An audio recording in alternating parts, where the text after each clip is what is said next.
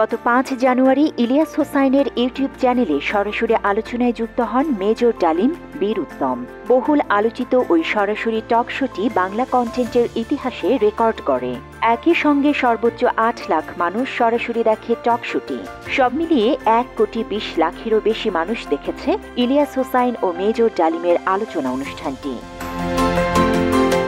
Major ডালিমের পর এবার ইলিয়াস হোসাইনের ইউটিউব চ্যানেলে সরাসরি যুক্ত হতে যাচ্ছেন দেশের আরেক সূর্য সন্তান রাশেদ চৌধুরী। ২৪ জানুয়ারি শুক্রবার রাত ৯টায় শুরু হবে লাইভ টক শোটি। লাইভের আগে এই প্রতিবেদনে জেনে নেওয়া যাক রাশেদ চৌধুরীর আদ্যোপান্ত।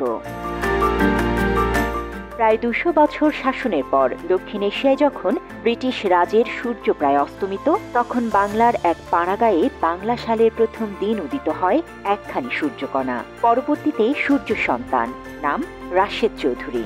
গ্রাম্য মধ্যবিত্ত পরিবারে তার বাল্যজীবন ততটা সুখের ছিল না। বাল্যকালের চড়াই উতরাই পেরিয়ে ১৯৬৩ সালে দৈবক্রমে যোগ দেন বিমান বাহিনীতে, পরবর্তীতে সেনাবাহিনীতে।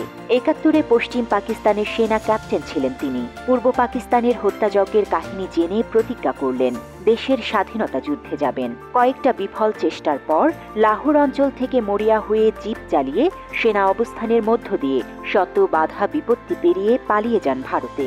পরে বাংলাদেশের পূর্বাঞ্চলে এসে কর্নেল জিয়াউর রহমানের জেড ফোর্সে একটি গোলন্দাজ বাহিনী তৈরি করে পরম বিক্রমে যুদ্ধ করেন। পেয়েছেন একখানি বীরত্ব খেতাব।